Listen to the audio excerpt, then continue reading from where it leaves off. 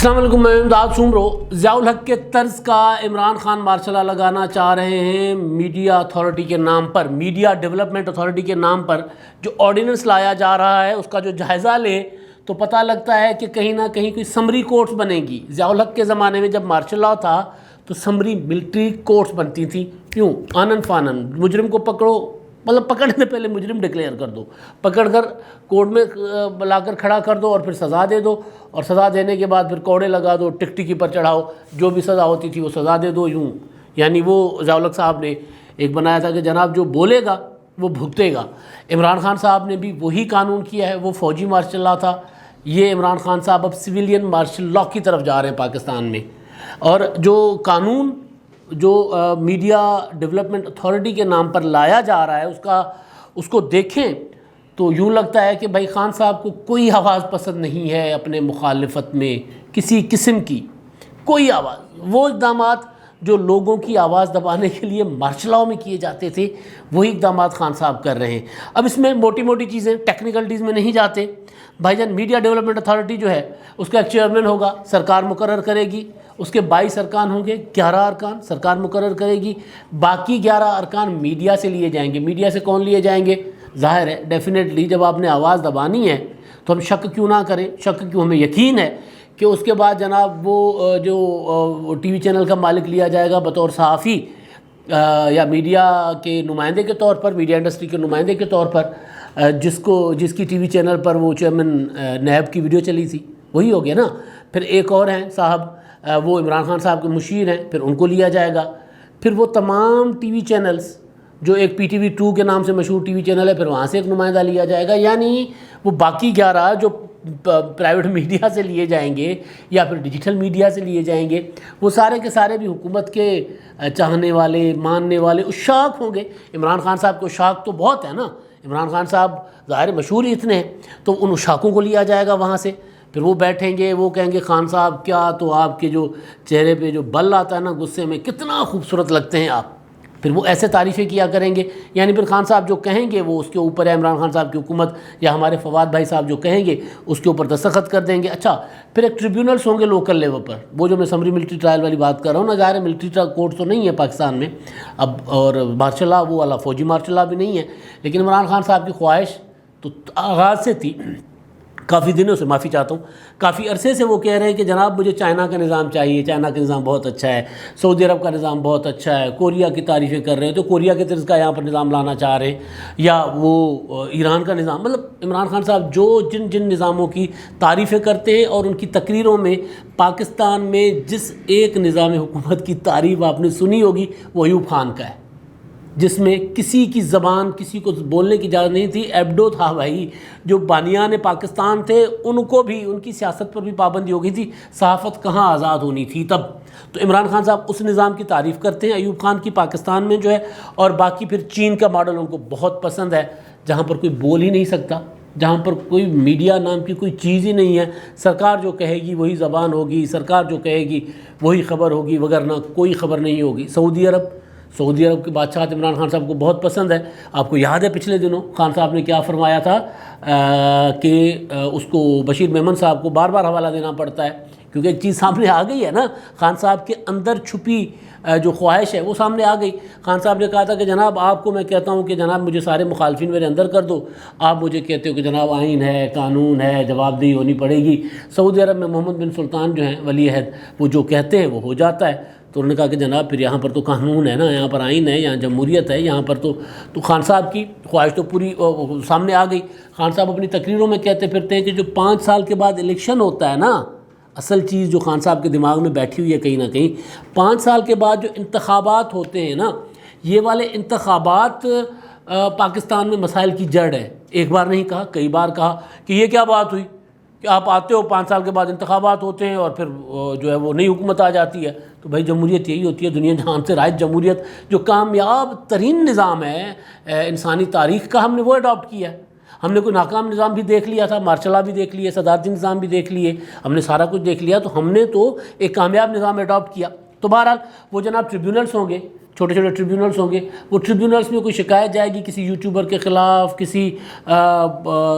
صحافی کے خلاف، کسی ٹی وی چینل کے خلاف، وہاں پر ان کو آنن فانن سزا ہوگی یا جو بھی مقدمے کا ٹرائل ہوگا، اس کے بعد سپریم کورٹ میں اپیل ہوگی، یعنی بیچ میں کوئی نہیں ہے، یعنی بندہ جائے تو سدھا ہی جائے، یعنی سپریم کورٹ اب پاکستان میں۔ اور پھر ظاہر ہے آپ دیکھیں نا، ایک چھوٹا سا مسئلہ ہوتا ہے ہمارے ہاں، کوئی چھوٹا سا کسی کو اختلاف رائے ہوتا ہے تو آپ دیکھیں کہ پورے ملک میں ایف آئی آرز کا سلسلہ شروع ہو جاتا ہے۔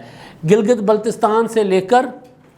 پچھلے دنوں میر شکیل الرحمان صاحب کو چننا تھا عمران خان صاحب کی حکومت نے، جیل میں گئے، جیو کے مالک ہیں، آزادی صحافت کے وہ بھی کتنے قلم بردار ہیں ہمیں پتہ ہے، ہم صحافی ہمیں بہرحال، لیکن جو بھی ہے جناب میر شکیل الرحمان کے خلاف ان کو گلگت بلتستان میں بھی سزا، گلگت بلتستان سے لے کر وہ جو کیٹی بندر تک کوئی ایسا تھانہ نہیں تھا جہاں ان کے خلاف ایف آئی آر نہ ہوئی ہو۔ تو وہاں اب ایسا ہوگا تو پھر ایسا ہی ہوگا، پھر ایسی سزائیں ہوں گی کہ ایک بندہ جس کے خلاف ہر تھانے میں ایف آئی آر ہوگی، ہر ٹریبیونل اس کو سزا دے گا، اور اس کی زندگی جو ہے وہ سپریم کورٹ کے دروازے پہ اپیلیں دائر کرتے کرتے گزر جائیں گی۔ اچھا جی، print, electronic media, digital media, film اور دوسرے میڈیا کے جو ہے وہ ڈائریکٹوریٹ ہوں گے الگ الگ سے، وہ مانیٹر کریں گے کہ بھائی جان کوئی کیا کہہ رہا ہے، عمران خان صاحب کی شان میں کسی نے کیا گستاخی کر دی ہے۔ حکومت 5% حکومت مواد دے گی الیکٹرانک میڈیا کو، میڈیا کو منفی نہیں مثبت رپورٹنگ کے لیے حکومت کو مثبت وہ دے گی کہ جناب آپ نے یہ چلانا ہے، اور میڈیا پابند ہوگا وہ چلانے کا۔ یعنی وہی کچھ جو عمران خان صاحب جو چین وغیرہ کی مثالیں دیا کرتے ہیں، سارا کچھ یہاں پر لے کر آ کر بیٹھ گئے۔ میرے دماغ میں ایک سوال پھنسا ہوا ہے کہ خان صاحب کے پاس رہ گئے ہیں 2.25 سال، اس کے بعد دیوار پر لکھا ہے کہ جناب عمران خان صاحب نہیں اگلے الیکشن کے بعد حکومت میں آ سکتے، اور پاکستان میں اگلی ٹینیور مرکز میں تو کسی کو نہیں ملتی۔ کے پی کے میں خان صاحب نے لے لی 2 مرتبہ، سندھ میں پیپلز پارٹی کو 3 مرتبہ، پنجاب میں مسلم لیگ نون ایک کے بعد دیگرے 2 مرتبہ حکومت میں رہی ہے، لیکن پاکستان میں یہ جو مرکز میں انڈیا میں 2 ٹرمز آتی رہتی ہیں، امریکہ میں آتی رہتی ہے، لیکن ہمارا کیونکہ سسٹم انڈیا والا ہے تو پاکستان میں نہیں آتی۔ عمران خان صاحب یہ سوچ رہے ہیں کہ شاید وہ تاحیات بن گئے ہیں، اس لیے وہ ایسا قانون لانا چاہ رہے ہیں کہ وہ سمجھتے ہیں کہ کل کو اس قانون میں نہیں پھنسیں گے۔ میاں نواز شریف صاحب کے زمانے میں سائبر کرائم کا قانون بنوایا گیا تھا، انہوں نے بنایا تھا، اس میں مجھے یاد پڑ رہا ہے کہ میاں نواز شریف صاحب کے جو پاپولر وہ ٹک ٹاکر گجرانوالے کے ہیلدی سے بڑے بالوں والے، وہ بٹ سم تھنگ نام ان کا بٹ تھے، وہ ان کو پکڑا گیا تھا پچھلے دنوں اسی سائبر کرائم میں۔ نواز شریف صاحب کے بنے ہوئے قانون میں نواز شریف صاحب کے سپورٹر پھنس گئے۔ اب سوچیں کہ عمران خان صاحب کیا سوچ کر یہ قانون بنانا چاہ رہے ہیں، ظاہر ان کے دماغ میں یہی ہوگا جو مشرف کے دماغ میں تھا، چودھری پرویز الہی، مینار پاکستان، یاد ہوگا آپ کو جلسہ، میں اس جلسے میں موجود تھا، مشرف صاحب کے لیے کہا تھا چودھری پرویز الہی صاحب نے مینار پاکستان پر کہ جناب ہم پرویز مشرف صاحب کو باوردی 10 بار صدر منتخب کروائیں گے۔ اے آر ڈی نے تحریک چلائی ہوئی تھی وردی اتارو، حافظ حسین احمد صاحب نے کہا تھا وردی بندہ دے کڈو، چودھری پرویز شجاعت حسین صاحب نے کہا تھا جب مذاکرات ہو رہے تھے حکومت کے اور اس وقت اے آر ڈی اور ایم ایم اے کے درمیان کہ مشرف صاحب وردی اتاریں اور باوردی صدر نہیں قبول ہوں گے ہمیں، تو مذاکرات چل رہے تھے۔ مذاکرات کے دوران چودھری شجاعت حسین صاحب جس طرح کے وہ ہیں، ان کا ایک ڈکشن ہے اپنا، ایک روایتی سا انداز ہے ان کا، تو انہوں نے کہا جی چلو چھڈو اگے ودو، ذرا اپنا وردی تے مٹی پاؤ نا، باقی مسائل تے گل کر لینا، وردی تے مٹی پاؤ۔ تو حافظ حسین احمد صاحب نے کہا کہ وردی تے مٹی پاؤ، مٹی تے پا لینا، پہلے بندہ تے کڈو، یعنی بندہ نکالو تو وردی پر۔ تو وہ مشرف صاحب بھی 10 بار باوردی صدر منتخب ہونے کا خواب دیکھ رہے تھے۔ عمران خان صاحب کو 5 سال کے بعد کا الیکشن پسند نہیں ہے،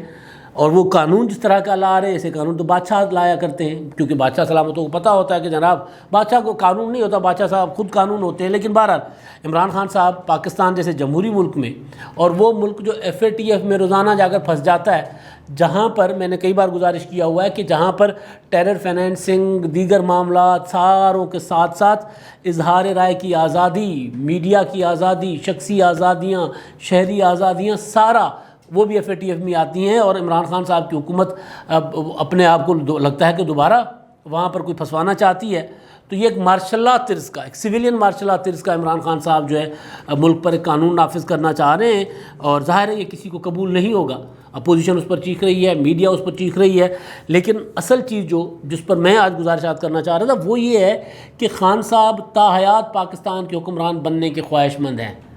3 سال کی پوری حکومت نہیں پائے۔ 3 سال میں خود کہہ رہے ہیں کہ اگر اپوزیشن کو، کل پرسوں کہا تھا نا عوام کو، کہ اگر اپوزیشن کو عوام کے مسائل سے تھوڑی سی بھی دلچسپی ہوتی تو ہم نے جو 2 سال عوام کو مشکل میں ڈالے رکھا تو ہم تو 2 سال بھی حکومت نہ کر پاتے، ہم نے تو چلے جانا تھا۔ تو بھائی آپ تو ابھی بھی حکومت نہیں کر پا رہے، ابھی بھی آپ صرف آواز دبا رہے ہیں، ابھی بھی آپ یہ کہہ رہے ہیں کہ جناب ہم جو اعداد و شمار دے رہے ہیں نا اس کو کوئی کنٹراڈکٹ نہ کرے۔ ہم جو کہہ رہے ہیں کہ پاکستان میں عمران خان صاحب پہلے کہتے تھے مہنگائی ہے، مہنگائی ہے، نہیں ہے، اب کیا کہتے ہیں؟ اب اٹھاتے ہیں ایک کاغذ پکڑتے ہیں اور ان کا پوری کی پوری ٹیم جو ہے نا خان صاحب کے اس پر لگی ہوئی ہے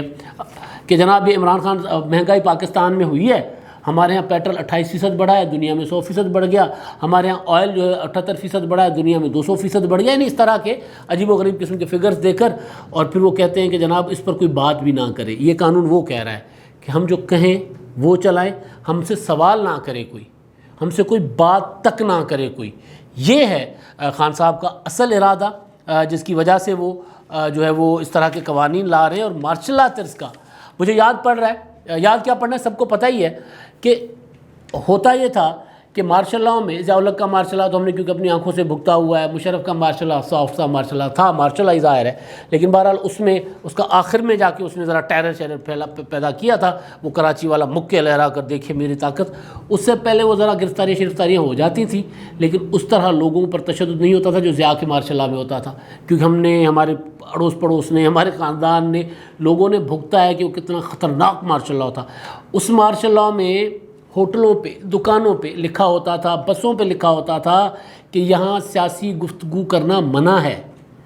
اب عمران خان صاحب کیا چاہ رہے ہیں؟ یہاں سیاسی گفتگو کرنا منع ہے، ٹی وی پر سیاسی گفتگو کرنا منع ہے، اخبار میں سیاسی گفتگو کرنا منع ہے، یوٹیوب پہ سیاسی گفتگو کرنا منع ہے، ٹک ٹاک پر سیاسی گفتگو کرنا منع ہے۔ آپ کو یاد ہے پچھلے دنوں ٹک ٹاک پر پابندی لگ گئی تھی، بہانہ کوئی اور تھا، لیکن مسئلہ کیا تھا؟ ٹک ٹاک پہ ایک بندہ آتا ہے جو عمران خان صاحب کو برا لگا نا، جس وجہ سے ٹک ٹاک بند کر دیا گیا تھا۔ ایک بندہ آتا ہے باہر، دروازے سے باہر آتا ہے، کہتے ہیں ہاں میں پایا سی عمران خان میں ووٹ پایا سی، تو سامنے سے جوتوں کی برسات آتی ہے۔ یہ چیزیں بری لگتی ہیں عمران خان کو، جس طرح ایک 8 10 15 سیکنڈ میں لوگ اپنا میسیج، اپنی نفرت کنوے کر رہے ہیں اس رجیم کے خلاف، اس حکومت کے خلاف، تو اس کو روکنے کے لیے جیسے مارشل لاء میں 4 بندوں کے اکٹھے ہونے پر کسی جگہ پر گرفتاری ہو جاتی تھی، کسی کے لمبے کہہ لگانے، میرے چچا لمبے، وہ آپس میں دوست جا رہے تھے واک کرتے ہوئے، اریگیشن کا ڈاگ بنگلو تھا، انہوں نے ایک نوجوان ہیں، وہ اپنا ٹینیجر تھے، وہ ہنسے تھے، وہ اور ان کے باقی دوست، انہوں نے کہکا لگایا تھا، ان کو گرفتار کر لیا گیا کہ جناب صاحب ایک بیٹھے ہوئے تھے ہمارے اور ان صاحب کے آگے سے ہنستے ہوئے گزرے ہیں، لہٰذا اندر ہو گئے، گرفتار ہو گئے۔ تو عمران خان صاحب اسی طرح کا 144 دفعہ 144 اخبار کی سینسرشپ یوں ہوتی تھی کہ اخبار جاتا تھا اپنا پرنٹنگ سے پہلے انفارمیشن آفیسر کے پاس، یا ضیاء الحق صاحب کی رجیم نے جو بندہ مقرر کیا ہوا تھا اس اخباری اسٹیشن پر، جس اسٹیشن سے اخبار سپوز حیدرآباد ہو گیا، فیصل آباد ہو گیا، لاہور ہو گیا، گجرانوالہ ہو گیا، جہاں جہاں اخبار پرنٹ ہوتے تھے وہاں ان کے کچھ نمائندے ہوتے تھے انفارمیشن منسٹری کے یا انفارمیشن ڈپارٹمنٹ کے یا پھر رجیم کے، وہ اخبارات کا جائزہ لیتے تھے، پھر اخبارات کو دیکھتے تھے کہ حادثے کی خبر ہے، یہ قتل کی خبر ہے، یہ کسی کا سیاسی بیان ہے، یہاں پہ ذوالفقار علی بھٹو کا نام ہے، یہاں پر بے نظیر بھٹو کا نام ہے، یہاں پر جمہوریت کا نام ہے، نکال دو۔